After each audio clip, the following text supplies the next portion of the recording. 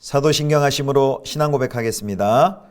전능하사 천지를 만드신 하나님 아버지를 내가 믿사오며 그 외아들 우리 주 예수 그리스도를 믿사오니 이는 성령으로 잉태하사 동정녀 마리아에게 나시고 본디오 빌라도에게 고난을 받으사 십자가에 못 박혀 죽으시고 장사한 지 사흘 만에 죽은 자 가운데서 다시 살아나시며 하늘에 오르사 전능하신 하나님 우편에 앉아 계시다가 저리로서 산자와 죽은 자를 심판하러 오시리라.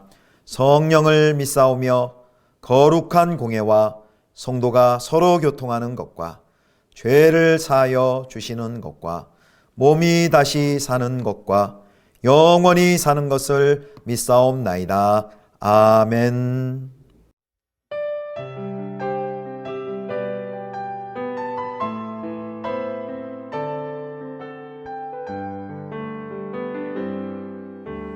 세상의 유혹 시험이 내게 몰려올 때에 나의 힘으론 그것들 모두 이길 수 없네. 거대한 폭풍 가운데 위축된 나의 영혼 어찌할 바를 몰라 헤매이고 있을 때 주를 찬양 손을 들고 찬양 전쟁은 나에게 속한 것 아니니 주를 찬양 손을 들고 찬양 전쟁은 하나님께 속한 것이니 거짓과 속임수로 가득 찬 세상에서 어디로 갈지 몰라 머뭇거리고 있네. 공중의 권세 잡은 자 지금도 우리들을 실패와 절망으로 넘어뜨리려 하네. 주위를 둘러보며 아무도 없는 듯 믿음의 눈을 뜨면 보이는 분 계시네. 지금도 내 안에서 역사하고 계시는 사망과 어둠의 권세 물리치신 예수님 주를 찬양 손을 들고 찬양 전쟁은 나에게 속한 건 아니니 주를 찬양 손을 들고 찬양 전쟁은 하나님께 속한 것이니 주를 찬양 주를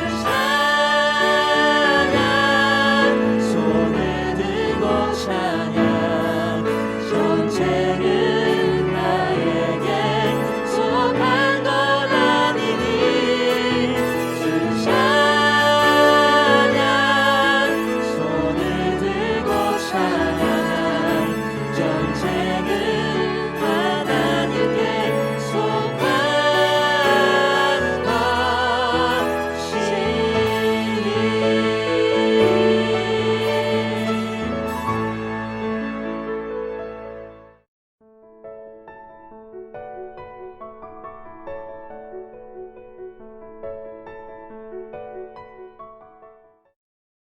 그 후에 예수께서 제자들과 유대 땅으로 가서 거기 함께 유하시며 세례를 베푸시더라. 요한도 살렘 가까운 에논에서 세례를 베푸니 거기 물이 많음이라. 그러므로 사람들이 와서 세례를 받더라. 요한이 아직 옥에 갇히지 아니하였더라. 이에 요한의 제자 중에서 한 유대인과 더불어 정결 예식에 대하여 변론이 되었더니 그들이 요한에게 가서 이르되 랍비여 선생님과 함께 요단강 저편에 있던 이 곧 선생님의 증언하시던 이가 세례를 베풀매 사람이 다 그에게로 가더이다. 성도 여러분, 좋은 아침입니다. 지난 한 주간은 신년 특별 새벽 기도회가 있었죠. 새벽마다 하나님께서 우리 예수비전교회 공동체에 큰 은혜를 주셨는데요.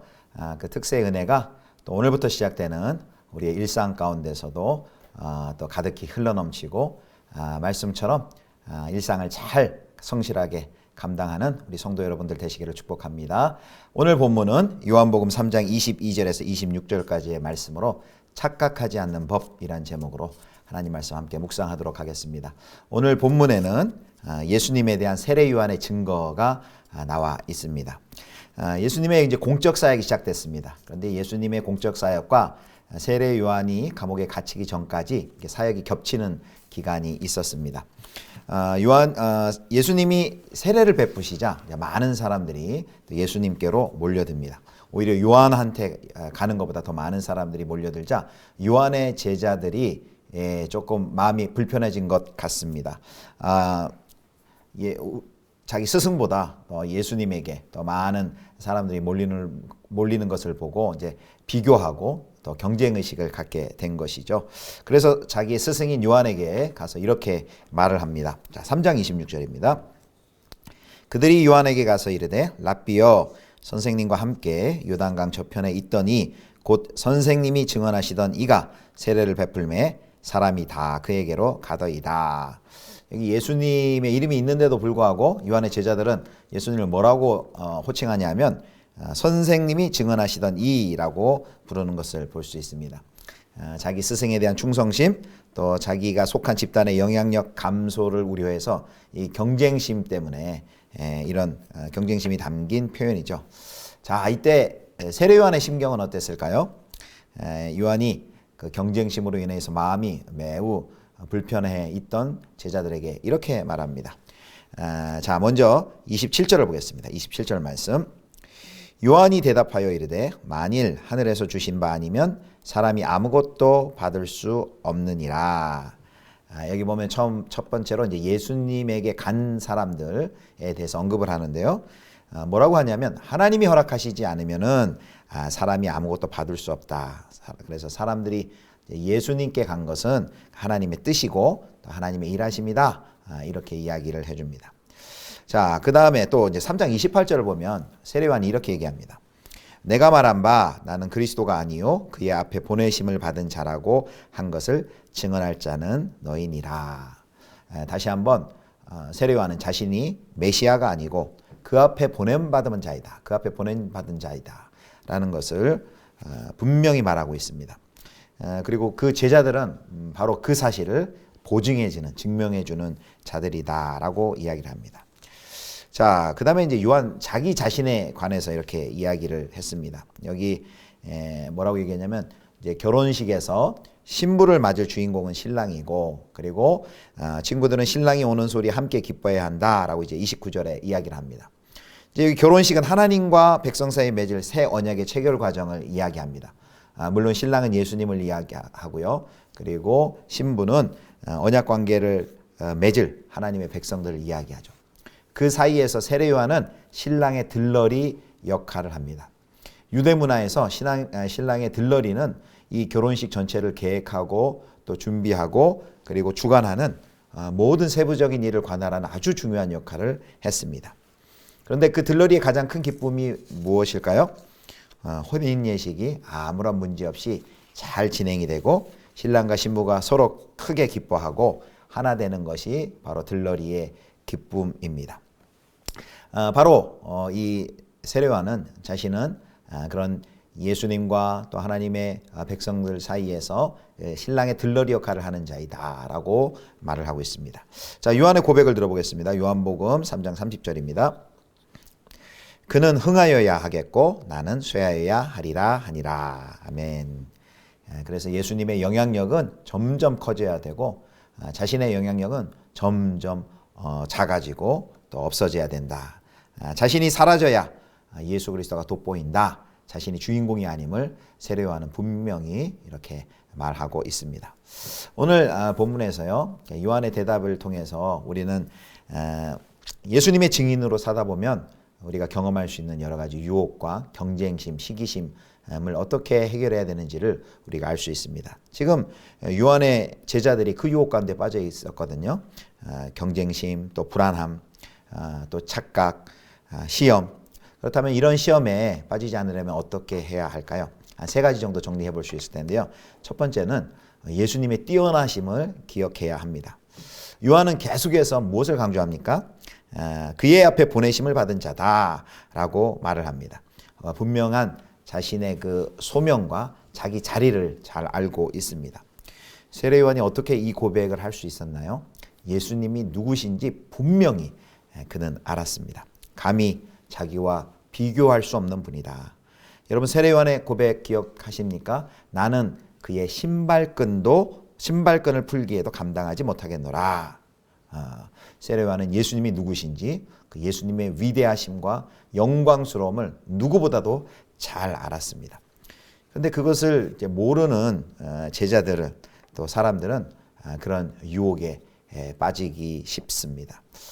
왜 예수님과 경쟁하려고 합니까? 우리말에 그런 말이 있죠. 자기 분수를 모른다라는 말이 있습니다. 예수님이 누구신지를 알지 못한 채 예수님과 경쟁하려는, 예수님의 영광을 취하려고 하는, 예수님과 경쟁한다는 말이 이상한데 예수님의 영광을 취하려고 하는 것이 바로 예수님과 경쟁하려는 것 아니겠습니까? 예수님의 영광을 취하려 하는 그런 유혹에 빠집니다. 성도 여러분, 기억하시길 바랍니다. 하나님의 위대하심, 아름다우심, 영광스러우심을 날마다 우리가 기억하고 경험하고 경배하고 찬양하고 예배할 때, 누릴 때 바로 이런 잘못된 유혹에 빠지지 않을 수 있습니다. 두 번째는 신랑이 누리는 기쁨이 있고 신랑의 들러리가 누리는 기쁨이 있다는 것이죠. 근데 29절을 보니까 세례 요한이 친구가 크게 기뻐하나니 나는 이러한 기쁨으로 충만하였노라 라고 했습니다. 신랑이 누릴 기쁨이 있고 신랑의 들러리가 누리는 기쁨이 또 분명히 따로 있습니다. 신랑의 들러리가 누리는 기쁨은 살펴봤듯이 신랑과 신부가 하나 되어 서로 기뻐하는 것을 보는 것이죠. 바로 예수님과 하나님의 백성들이 하나 되는 것을 보는 기쁨입니다. 근데 이 기쁨은요, 어마어마한 기쁨이거든요. 근데 이 기쁨을 누리지를 못하니까 엉뚱한 시도를 하고 엉뚱한 데 가서 만족과 기쁨을 얻으려 하는 것이죠. 이 소명의 기쁨, 우리를 불러주신 그 소명의 기쁨, 신랑의 들러리로 불러주신 그 소명의 기쁨을 우리가 누릴 때, 경험할 때 이런 잘못된 경쟁심, 이런 불안함, 이런 유혹을 이길 수 있습니다. 마지막으로요, 하나는 그 상황을 하나님의 관점으로 보라는 것이죠. 지금 제자들은 보는 건, 눈에 보이는 것은 자기들 편으로 오는 것이 아니라 예수님 쪽으로 가는 그 사람들을 보고 불안해하고 시기심이 나고 경쟁심을 가졌습니다. 근데 요한은 그것을 하나님의 관점으로 보라라고 말하고 있습니다. 하나님의 관점으로 볼 때 그것은 우리 편이 떨어져 나가는 것이 아니라 바로 예수 그리스도의 영향력이 커지는 것입니다. 자기의 사역이 축소되는 것이 아니라 하나님의 나라가 확장되고 있는 것입니다. 우리도 그렇죠. 늘 자기중심적이기 때문에 우리는 우리 쪽에서 우리 편에서 해석을 합니다. 옆에 교회가 부흥하고 잘 되는 것을 볼 때 그걸 하나님 나라 차원에서 하나님 나라가 점점 확산되고 확장되고 커간다라고 생각하기보다는 우리 교회와 경쟁하는 다른 교회가 더 커지네 라는 이런 염려와 걱정이 들지는 혹시 않으십니까? 우리가 하나님의 관점으로, 그들은 하나의 과정만, 눈에 보이는 것만 봤지 하나님의 큰 그림, 하나님의 목적을 알지 못했습니다. 그러나 하나님의 그 구속사, 하나님의 나라라는 큰 그림 속에서 우리의 상황을 본다면은, 하나님의 관점으로 본다면은 이런 유혹들을 이겨낼 수 있습니다. 말씀을 맺도록 하겠습니다. 흔히들 세상에서 예수님을 세계 4대 성인 중에 한 분이다, 이런 평가를 하는 것을 봅니다. 그러나 예수님은 성인 중에 한 분이 아닙니다. 이 세상 어떤 사람과도 감히 비교할 수 없는 유일하신 그리스도이십니다. 하나님이시자 하나님의 아들이시죠.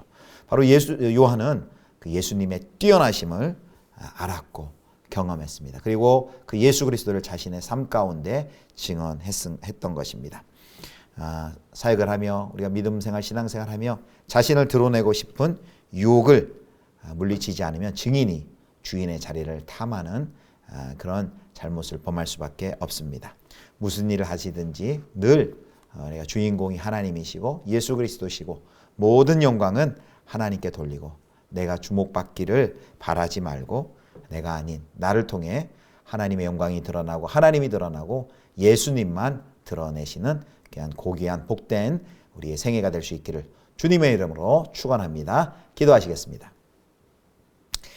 하나님 아버지, 우리의 모습은 감추어 주시고 오직 하나님만 드러나며 모든 영광 우리 하나님께서 받아 주시옵소서. 우리의 생애를 통하여서 하나님을 더욱더 하나님의 아름다우심과 영광스러움과 하나님의 위대하심을 날마다 경험하고 또 증언하는 복된 삶 살 수 있게 하여 주시옵소서. 오늘부터 시작되는 또 한 주간의 삶 가운데 일상 가운데 주님 함께 하여 주시고 이 일상을 주님께 하듯 또 주가 하듯 성실히 감당하게 하여 주옵소서. 우리 구주 예수 그리스도의 이름으로 기도드립니다. 아멘. 주님 가르쳐 주신 기도하겠습니다. 하늘에 계신 우리 아버지여, 이름이 거룩히 여김을 받으시오며 나라의 임하옵시며 뜻이 하늘에서 이룬 것 같이 땅에서도 이루어지이다. 오늘날 우리에게 일용할 양식을 주옵시고 우리가 우리에게 죄지은 자를 사하여 준 것 같이 우리 죄를 사하여 주옵시고 우리를 시험에 들게 하지 마옵시고 다만 악에서 구하옵소서. 대개 나라와 권세와 영광이 아버지께 영원히 있사옵나이다. 아멘.